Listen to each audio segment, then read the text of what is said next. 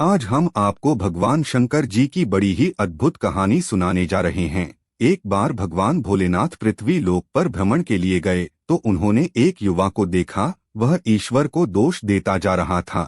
वह अपने जीवन से निराश था, दुखी था। तब भगवान शंकर बौद्ध भिक्षु का रूप धारण करके उस युवा को असली दुख के बारे में ज्ञान देते हैं। तो चलिए इस कहानी के माध्यम से समझते हैं कि असली दुख क्या होता है। अगर आप यह कहानी सुन रहे हैं तो पूरा सुनिए। इस कथा को आधा अधूरा छोड़कर जाने की गलती मत करिएगा, क्योंकि इस पवित्र कथा को पूरा सुनने से मनचाहा फल की प्राप्ति होगी। इसलिए इस कथा को पूरा सुने। आप शिव भक्त हैं तो भोलेनाथ का अनादर ना करें। सुख और दुख एक ही सिक्के के दो पहलू हैं। यह बात तो आपने सुनी ही होगी। सुख और दुख हमारे जीवन में लगातार आते ही रहते हैं और हमें लगता है कि हमारे जीवन में हजारों दुख हैं, हजारों समस्याएं हैं। लेकिन अगर आप वास्तविक तौर पर देखें, अगर आप इस बात को अच्छी तरह से समझे, तो आप यह समझ पाएंगे कि हमारे जीवन में केवल एक ही दुख होता है। और दुख क्या है वो हम इस कहानी के माध्यम से जानेंगे, और उस दुख का निवारण, उस दुख का समाधान क्या है वो भी हम इस कहानी में ही जानेंगे। तो इस कहानी के अंत तक जरूर बने रहिए। एक समय की बात है, एक गांव में एक व्यक्ति रहता था। उसका नाम सोनू था। वह बड़ा आलसी था और अपने जीवन से बहुत निराश था। और उसका कारण यह था कि उसने अब तक अपने जीवन में कुछ भी हासिल नहीं किया था। वह कुछ भी नहीं करता था। उसके घर वाले भी इस बात से बहुत परेशान रहते थे। वे चाहते थे कि सोनू बाहर जाकर कुछ अच्छा काम करें, कोई अच्छी नौकरी कर ले, लेकिन वह उनकी एक नहीं सुनता था। उसके घर वाले दूसरों का उदाहरण देकर उसे ताने मारते थे, उसे तरह तरह की बातें कहते थे, लेकिन उसे कोई फर्क नहीं पड़ता था। जबकि उसके सारे मित्र कामयाब हो चुके थे।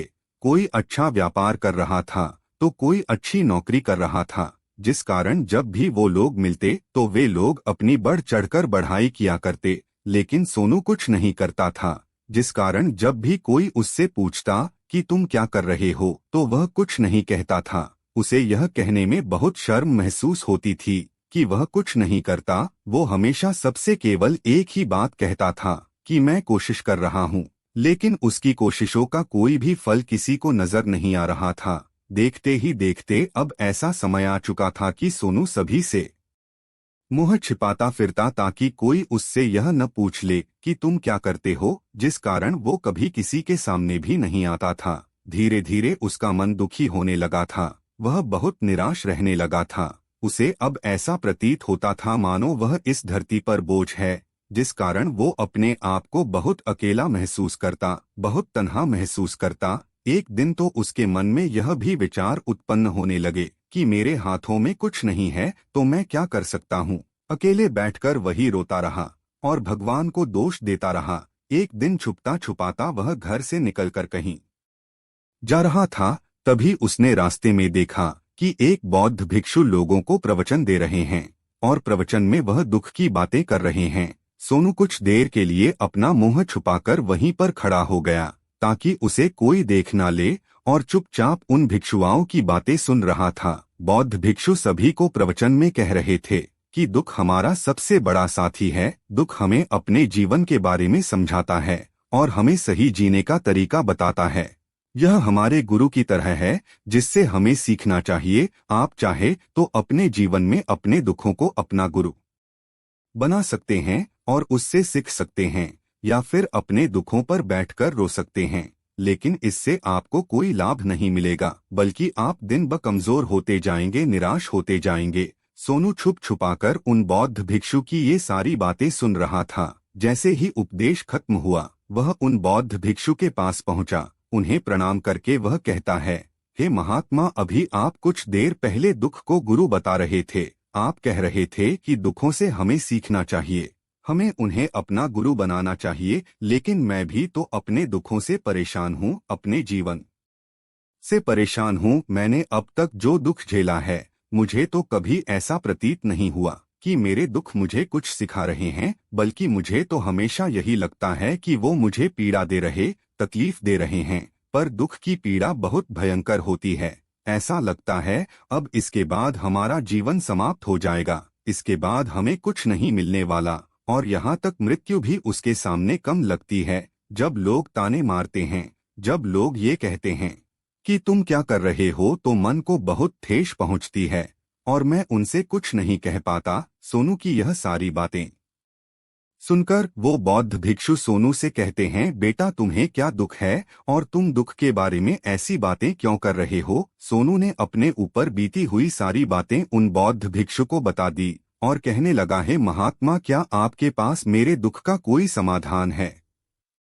सोनू की बात सुनकर वो बौद्ध भिक्षु मुस्कुराने लगे और सोनू से कहते हैं, बेटा जब तुम्हारे जीवन में कोई असली दुख आए तब तुम मेरे पास आना, मैं इसका समाधान तुम्हें अवश्य बताऊंगा। उन बौद्ध भिक्षुओं की यह बात सुनकर सोनू थोड़ा सा अचरज में पड़ गया। उसे यह समझ नहीं आ रहा था कि क्या उसने अब तक जो दुख झेला है वह असली दुख नहीं है। उसने जो अब तक पीड़ाएं सही है, जो ताने सहे हैं, जो तकलीफें उठाई हैं, क्या वह असली दुख नहीं है। आगे वह मन ही मन में अपने आप से कहता है कि जब मुझे मेरे अपने नहीं समझ पाए तो ये बौद्ध भिक्षु मुझे क्या समझेंगे। इतना सोचकर वह वहां से चला गया। सभी लोगों के ताने सुन सुनकर सोनू बहुत थक चुका था, तो बहुत निराश हो चुका था, जिस कारण उसने निर्णय लिया कि वह अब कुछ करके दिखाएगा। उसने अपने पिता से थोड़ा सा रुपए लिया और उसे रुपए से उसने एक व्यापार शुरू किया। उसके पिता बहुत खुश थे कि कम से कम मेरा बेटा कुछ करने का प्रयास तो कर रहा है, लेकिन उसे व्यापार में कोई सफलता नहीं मिल रही थी, जिस कारण वह बहुत ही हताश हो चुका था। वह बहुत निराश हो चुका था। उसे यह समझ नहीं आ रहा था कि वह क्या करें, किस तरह से अपने व्यापार को आगे बढ़ाए। तभी उसके पिता ने उससे कहा, बेटा कोई बात नहीं, इसी तरह से प्रयास करते रहो, आज नहीं तो कल सफलता अवश्य मिलेगी। सोनू ने अपने पिता की बात मानी और अपने व्यापार में और भी कड़ी मेहनत करने लगा। धीरे धीरे उसे सफलता मिलने लगी और फिर उसने रफ्तार पकड़ ली। देखते ही देखते केवल 3 सालों के अंदर वह एक बहुत बड़ा व्यापारी बन गया। अब उसके पास धन दौलत की कोई कमी नहीं थी। लोग जो उसे पहले ना पसंद किया करते थे, अब उसे पसंद करते थे, उसकी चिंता करते थे, उसके कार्यों की सराहना करते थे। उसके माता पिता भी अब अपने बेटे से बहुत खुश थे और उसकी सफलता से वे अत्यंत प्रसन्न थे। धीरे धीरे सोनू के मित्रों की संख्या लगातार बढ़ती जा रही थी। सोनू के कुछ मित्रों ने उसे यह भी सलाह दी, उसे अपना व्यापार और तेजी से बढ़ाना चाहिए, उसे और फैलाना चाहिए। जब तुम आज केवल इस नगर के सबसे बड़े व्यापारी हो तब इतना खुश हो, तुम्हारे साथ ही सारे लोग हैं। वहीं तुम सोचो कि जब तुम इस राज्य के सबसे बड़े व्यापारी बन जाओगे तब तुम्हारे यहाँ पर लोगों की भीड़ लग जाएगी। लोग तुमसे मिलने के लिए समय निकालेंगे, यहाँ तक कि इस राज्य का राजा भी तुमसे मिलना चाहेगा, तुम्हारी तारीफ करेगा, और यदि कभी ऐसी जरूरत आन पड़ी तो वह तुमसे धन भी उधार लेने के लिए अवश्य आएगा। सोनू को अपने दोस्त की यह बात बहुत पसंद आई। सोनू ने सोचा कि मेरे मित्र सही कह रहे हैं, मुझे अपने व्यापार को और बड़ा करना चाहिए और फैलाना चाहिए, तभी तो हर कोई मेरे बारे में जान सकेगा, हर कोई मुझे पहचानेगा। उसने बिना देरी किए अपने समय को बिना गवाए अपने व्यापार में और मेहनत करने लगा। लेकिन अब की बार उसके मन में धैर्य नहीं था, जिस कारण उसने कुछ अनुचित कदम उठाए ताकि उसका व्यापार जल्दी से जल्दी और बड़ा हो जाए। उसने कई लोगों से अधिक मात्रा में धन उधार ले लिया, जिससे उसके ऊपर अब काफी ऋण हो चुका था। और इतना ही नहीं, वो यहाँ पर नहीं रुका, उसने अधिक से अधिक मुनाफा कमाने के चक्कर में अपने माल की गुणवत्ता को भी खराब कर दिया, जिससे अब उसके माल में वह बात नहीं रह गई थी जो पहले हुआ करती थी। लेकिन वह अपने मित्रों की बात सुनता रहा, जैसा उसके मित्र कहते थे वह वैसा ही करता चला जा रहा था। यहाँ तक कि उसने अपने व्यापार को और भी तीव्रता से बढ़ाने के लिए अपने दूसरे छोटे व्यापारियों के खिलाफ षड्यंत्र भी रचने शुरू कर दिए, जिस कारण उसके मन में अब पहले जैसा वह सुकून नहीं था। उसे अब रातों को नींद नहीं आती थी, वह केवल एक विचार में लगा रहता था कि किस तरह से उसका व्यापार पूरे राज्य में फैल जाएगा और वह इस राज्य का सबसे बड़ा व्यापारी बन जाएगा, जिस कारण वह दिन रात केवल इसी मेहनत में लगा रहता, वह उसका व्यापार जल्दी से जल्दी और बड़ा हो जाए। हालांकि उसके पास अब सब कुछ था, धन दौलत, अच्छा घर, गाड़ियां, नौकर चाकर, सभी सुख सुविधाएं, लेकिन उसके बावजूद भी वह उन चीजों का लाभ नहीं उठा पा रहा था, क्योंकि उसका पूरा ध्यान केवल अपने व्यापार को और उन्नति पर ले जाना था। एक दिन सोनू अपने रथ पर बैठकर एक मार्ग से होकर गुजर रहा था। तभी रास्ते में उन्हें गुरुवर का आश्रम पड़ा और ये देखकर वह उन बौद्ध भिक्षु के पास गया और बौद्ध भिक्षु से कहने लगा कि हे महात्मा, आपने कहा था कि जब मेरे जीवन में कोई असली दुख आए तब मैं आपके पास आऊं, इस कारण मैं यहाँ पर आया हूँ। आज मैं बहुत दुखी हूँ, मैं रातों को सो नहीं पाता, मेरे पास सब कुछ होते हुए भी मैं उनका लुत्फ नहीं उठा पाता। उसने अपनी सारी बातें एक एक करके उन बौद्ध भिक्षु को बता दी। तभी वह बौद्ध भिक्षु सोनू से कहते हैं, बेटा, जब तुम पहली बार आए थे तब भी तुम बहुत दुखी थे, लेकिन तब तुमने अपने दुख से क्या सीखा था? इसके जवाब में सोनू उन भिक्षु से कहता है, हे महात्मा, जब मैं अपने जीवन में कुछ नहीं कर पा रहा था तब मैंने अपने दुखों से यह सीखा था कि केवल सोचने मात्रा से कुछ नहीं होगा, उसके लिए हमें कुछ करना भी पड़ेगा। और केवल कोई कर्म करना ही हमें सफल नहीं बनाता, बल्कि उस कर्म को उसके अंजाम तक पहुंचाना हमें सफल बनाता है। फिर चाहे रास्ता कैसा भी हो, फिर चाहे परिस्थितियां कैसी भी क्यों ना हो, फिर चाहे कितनी ही बाधाएं आपके रास्ते में क्यों ना आ जाएं, चाहे ऐसा क्यों ना लगने लगे कि अब आपके जीवन में कुछ नहीं बचा और आप कुछ नहीं कर सकते, तब भी हौसला बनाए रखो, उम्मीद न छोड़े और अपने कार्य पर डटे रहो, यह सोचकर कि जब तक मैं अपने कार्य को सफल नहीं कर लेता, जब तक मैं अपने लक्ष्य तक नहीं पहुंच जाता, तब तक मैं इस कार्य को करता रहूंगा, मैं इस कार्य में अवश्य सफल होकर ही रहूंगा। जबकि बाकी लोग केवल सफल लोगों को महत्व देते हैं, उनके कर्मों को नहीं। सोनू की सारी बातें सुनकर वह बौद्ध भिक्षु मुस्कुराने लगे और सोनू से कहते हैं, बेटा, जब तुम्हारे जीवन में असली दुख आए तब तुम मेरे पास आना, मैं तुम्हारी समस्या का समाधान अवश्य करूंगा। इतना कहकर वह बौद्ध भिक्षु वहां से उठकर चले गए। सोनू एक बार फिर से उनकी यह बात सुनकर आश्चर्यचकित रह गया। उसे अब यह समझ नहीं आ रहा था, क्या उसने जो दुख देखा है, उससे जो तकलीफें अब तक सही है, क्या वह असली दुख नहीं है? उसके मन में अब एक सवाल उत्पन्न होने लगा कि असली दुख क्या है और इसकी पहचान क्या है, और मुझे कैसे पता चलेगा कि इस समय में असली दुख मैं हूँ। लेकिन उसने कुछ नहीं कहा, पर ये सब सोच ही रहा था कि तभी वह बौद्ध भिक्षु सोनू के पास एक बड़ा सा घड़ा लेकर पहुँच जाते हैं। उस घड़े के अंदर सोने के सिक्के थे। उस घड़े को देते हुए वह बौद्ध भिक्षु सोनू से कहते हैं, बेटा, तुम इसे उस पेड़ के नीचे दबा दो, क्योंकि यह मेरे किसी काम का नहीं है। जब मुझे इसकी जरूरत पड़ेगी तब मैं वहां से खोदकर इसे निकाल लूंगा, लेकिन अभी के लिए इसे वहां पर मिट्टी के नीचे दबा दो। सोनू ने उस बौद्ध भिक्षु की बात मान ली और वह घड़ा उस पेड़ के नीचे जाकर मिट्टी में दबा दिया। इतना करके वह गुरुवर को प्रणाम करता है और वहां से वापस अपने घर की ओर लौट जाता है। धीरे धीरे समय बीतता गया। समय के साथ साथ सोनू व्यापार में और भी ज्यादा उन्नति कर चुका था, लेकिन माल की गुणवत्ता अच्छी न होने के कारण अब उसके व्यापार में घाटा होने लगा और धीरे धीरे ऐसा समय आया कि उसका व्यापार पूरी तरह से चौपट हो गया। अब उसके पास कुछ नहीं बचा था, बल्कि उसने जो कर्जा लिया था वो कर्जा भी अवश्य चुकाना था। लेकिन वह तो यह सोचकर निश्चिंत था कि उसने जो कुछ भी कर्ज लिया है वह कर्जे उसने अपने मित्रों से लिया है, जिस कारण वह उन्हें लौटाने में थोड़ी देर अवश्य कर सकता है। वह तो यही सोच रहा था कि उसके मित्र उसका बुरे समय पर साथ देंगे, लेकिन सबसे पहले उसके मित्र ही उसे अपना कर्ज वापस लौटाने की मांग करने लगे। तब सोनू को एहसास हुआ कि कोई भी अपना नहीं है। उसने अपने मित्रों से उस कर्ज को लौटाने के लिए थोड़ी सी मोहलत मांगी, लेकिन सोनू के किसी भी मित्र ने उसे कर्ज लौटाने के लिए वह मोहलत नहीं दी, बल्कि वे लोग उसे जान से मरने की धमकी देने लगे। अपने मित्रों के मुंह से यह सब सुनकर सोनू बहुत ही आश्चर्यचकित रह गया। वह जो कुछ सोच रहा था सब कुछ उल्टा पड़ गया। जिस व्यापार के चलते उसके इतने मित्र बने थे, इतने शुभचिंतक बने थे, वे सब उससे दूर जाने लग। हर कोई उससे पीछा छुड़ाना चाहता था, कोई भी उसका साथ नहीं देना चाहता था।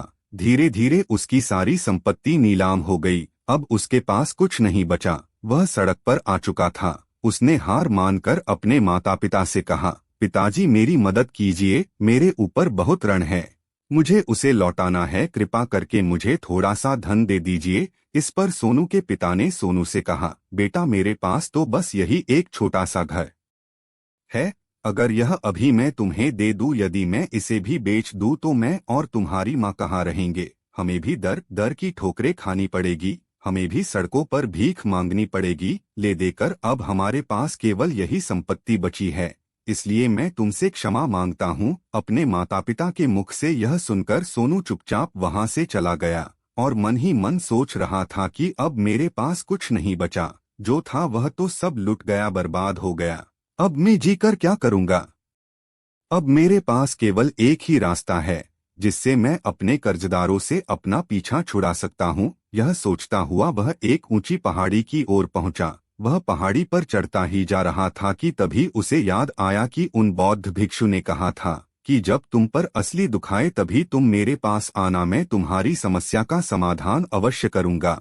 यह सोचकर सोनू के मन में एक बार फिर उम्मीद की वह लहर दौड़ पड़ी। सोनू तुरंत दौड़ता हुआ उन बौद्ध भिक्षु के पास पहुंचा और सोनू ने उन्हें प्रणाम करके अपने ऊपर बीती हुई हर एक बात उन्हें बता दी और कहने लगा, है महात्मा, आपने कहा था कि जब मेरे ऊपर असली दुख आएगा तब आप उसका समाधान अवश्य करेंगे। तभी बौद्ध भिक्षु सोनू की इस बात को सुनकर मुस्कुराने लगे और कहते हैं, बेटा कहाँ है असली दुख? जब तुम्हारे जीवन में असली दुख आएगा तो मैं उसका समाधान अवश्य करूंगा। उनके मुख से यह सुनकर सोनू के सब्र का बांध टूट गया और सोनू ने उन बौद्ध भिक्षुओं से कहा, महात्मा आखिर असली दुख क्या होता है? क्या मैंने आज तक जो भी दुख झेला है, जो भी तकलीफ आज तक मैंने सही है, क्या यह दुख नहीं है? क्या इसे दुख नहीं कहते? तभी वो बौद्ध भिक्षु सोनू से कहते हैं, बेटा पहले तुम मुझे यह बताओ कि तुमने अपने दुख से क्या सीखा है। इसका जवाब देते हुए सोनू बौद्ध भिक्षु से कहता है, हे महात्मा, मैंने तो यही देखा है कि जो लोग तुम्हारी तरक्की में तुम्हारा पीछा करते हैं, तुम्हारे साथ जुड़ते हैं, वह लोग तुम्हें अवश्य धोखा देंगे, क्योंकि ऐसे लोग बुरे समय पर तुम्हारा साथ नहीं देने वाले बल्कि तुम्हारा फायदा उठाने का ही वह प्रयास करेंगे। इसलिए ऐसे लोगों पर भरोसा ना करें, बल्कि जो लोग तुम्हारी असफलता के समय पर, तुम्हारे बुरे समय पर तुम्हारे साथ खड़े हैं, वही तुम्हारे असली मित्र हैं और वही तुम्हारे साथ रहते हैं। और ऐसे लोग तुम्हें बहुत कम मिलते हैं और जिन्हें भी ऐसे लोग मिलते हैं उन्हें हमेशा उनकी कदर करनी चाहिए। आगे सोनू बौद्ध भिक्षु से कहता है कि जब तुम कोई कार्य कर रहे हो तो उसे पूरी ईमानदारी से करो, धैर्य रखो, लालच न करो और अपने लक्ष्य तक पहुंचने के लिए किसी के लिए भी कोई षड्यंत्र न रचो, क्योंकि ऐसा करने से तुम्हारे साथ ही बुरा होगा और तुम हमेशा नुकसान में रहोगे। सोनू की यह सारी बातें सुनकर बौद्ध भिक्षु उस पेड़ के पास पहुंचे। उन्होंने गड्ढा खोदा और वह घड़ा निकालकर उसे सोनू के हाथ में थमा दिया, जिसमें सोने के सिक्के भरे हुए थे। वह घड़ा सोनू के हाथ में थमाते हुए उन बौद्ध भिक्षु ने कहा, लो इसे पकड़ो और जब तुम्हारे जीवन में असली दुख आए तब तुम मेरे पास आना, मैं इसका समाधान अवश्य करूंगा। सोनू अब भी बड़ी अचरज में था। उसे यह समझ नहीं आ रहा था कि आखिर यह असली दुख है क्या, लेकिन उसने अपने हाथों में भरे हुए उस घड़े को देखा जिसके अंदर सोने के सिक्के थे। यह देखकर उसे मन ही मन यह लगा कि चलो अब तो थोड़ी सी राहत अवश्य हो जाएगी, मैं अपने मित्र का वो कर्ज लौटा सकूंगा और एक नया व्यापार भी फिर से आरंभ कर सकूंगा। जिस कारण उसने उन बौद्ध भिक्षुओं को प्रणाम किया, उनका धन्यवाद किया और वहां से चल पड़ा। सोनू ने उन सोने के सिक्कों से सभी का कर्जा लौटा दिया और अपने लिए एक बार फिर से नया व्यापार शुरू किया। व्यापार छोटा था, लेकिन अब की बार सोनू बहुत खुश था। उसने पूरी ईमानदारी, मेहनत और लगन के साथ अपने व्यापार पर काम किया और देखते ही देखते एक बार फिर से वह एक व्यापारी बन गया। लेकिन अब की बार वो बहुत खुश था, क्योंकि इस बार उसने कोई लालच नहीं की, न ही किसी के लिए षड्यंत्र रचा, बल्कि उसने पूरी ईमानदारी और मेहनत के साथ अपने व्यापार पर काम किया। लेकिन जैसे जैसे आप धनी होते जाते हैं, जैसे जैसे आप अमीर बनते जाते हैं, आपके मन में एक डर और उत्पन्न होने लगता है और वह अपनी दौलत को ना खो देने का, जिस कारण आप लोग दान करना शुरू कर देते हैं, पुण्य करना शुरू कर देते, लोगों की मदद करते हैं ताकि आपके जीवन में कभी कोई दुख ना आए। लेकिन यह जीवन सुख और दुख का संगम है, जिस कारण हर किसी को सुख और दुख से होकर गुजरना ही पड़ता है। इसी वजह से एक बार फिर सोनू के जीवन में दुख उत्पन्न हुआ। अब की बार उसके माता और पिता दोनों की मृत्यु हो गई। सोनू अपने माता पिता से बहुत प्रेम करता था, जिस कारण उसके मन को बहुत गहरा आघात पहुंचा। जब आखिरी बार वह उन्हें देख रहा था तो उसके मन में हजारों सवाल उत्पन्न होने लगे। वह अपने घर लौटा। घर लौटकर उसने देखा कि जिस संपत्ति के लिए वह हमेशा लड़ते झगड़ते रहते थे, आज उसकी देखभाल के लिए कोई नहीं था। उसके माता पिता ने जो भी मेहनत की, जो भी अपने जीवन में इकट्ठा किया, सब यही रह गया।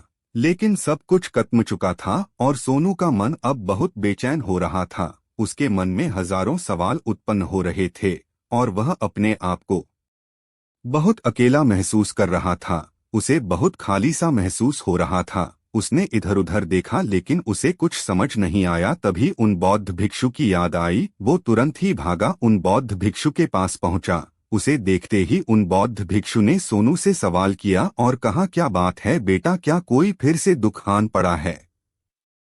तभी सोनू ने कहा, नहीं गुरुदेव, अब तो सब ठीक है, लेकिन आज मेरे माता पिता की मृत्यु हो गई और मैं बहुत अकेला महसूस कर रहा हूँ। मैं बहुत दुखी महसूस कर रहा हूँ, जैसे कुछ खाली सा है, जैसे कुछ अकेलापन सा। तभी वह बौद्ध भिक्षु सोनू से कहते हैं, बेटा इसमें दुखी होने वाली क्या बात है? यह तो जीवन है, एक दिन तो सभी को जाना है। यहाँ पर कोई भी रहने नहीं आया और ना ही कोई रहेगा। हम सब एक न एक दिन मृत्यु को प्राप्त हो ही जाएंगे और मृत्यु कब आएगी यह किसी को नहीं पता। हो सकता है कि तुम्हारी मृत्यु कल ही हो जाएगी या फिर आज और अभी। यह सुनकर सोनू आश्चर्यचकित रह गया। उसने उन बौद्ध भिक्षु से कहा, महाराज आप यह क्या कह रहे हैं? मैं तो अभी जवान हूँ और मुझे तो अभी अपनी पूरी उम्र जीना है। मैं तो जीना चाहता हूँ, कुछ करना चाहता हूँ, और आप कह रहे हैं कि मैं कभी भी मृत्यु को प्राप्त हो सकता हूँ। इस पर वो बौद्ध भिक्षु सोनू से कहते हैं, बच्चे इस भ्रम में मत रहना कि मृत्यु केवल बूढ़े को आती है। बूढ़ों के सामने तो उनके जवान बच्चे तक मर जाते हैं।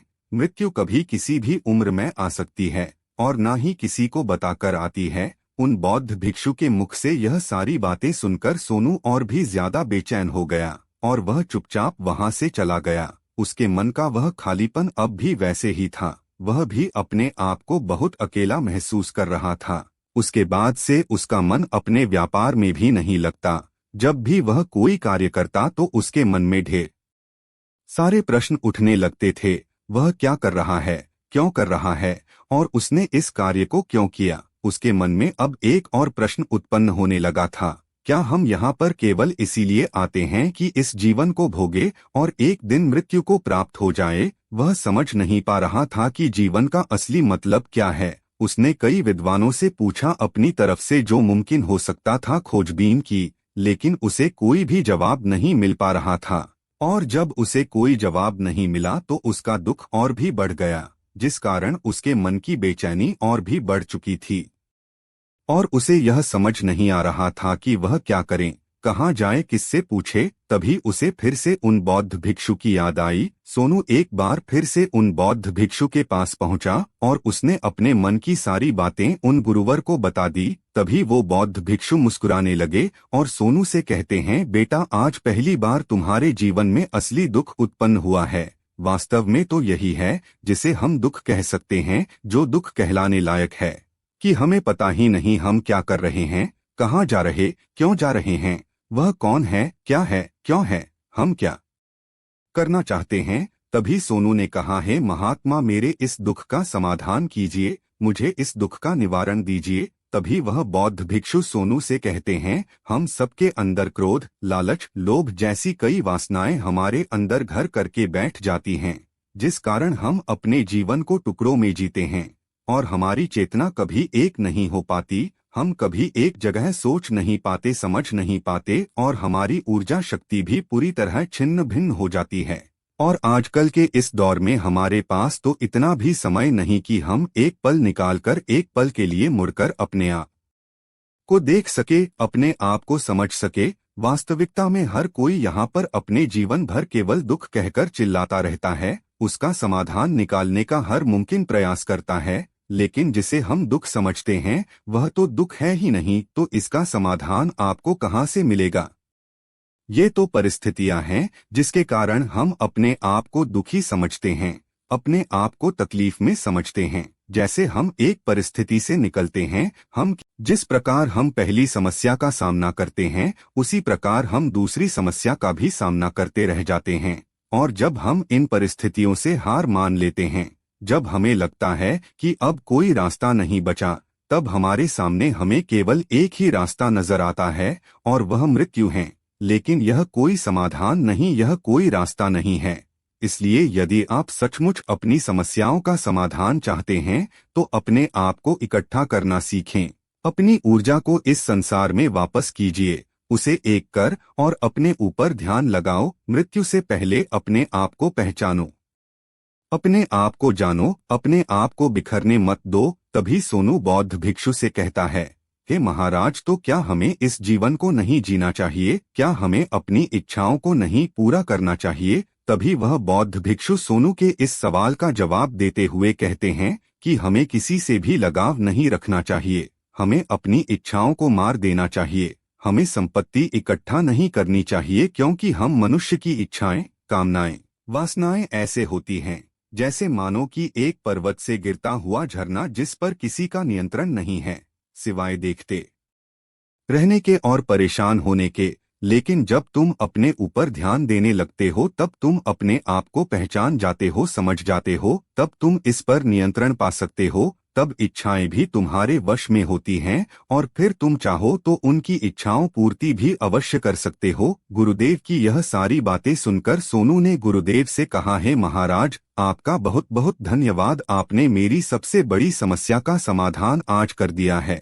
मैं आज से अपने आप को एकत्रित करूंगा। गुरुदेव, मानव शरीर में बहुत ऊर्जा है, बहुत शक्ति है, पर वह बेकार के कामों में लग जाती है, जिस कारण हमारा जीवन भी बेकार की चीजों में लगा रहता है।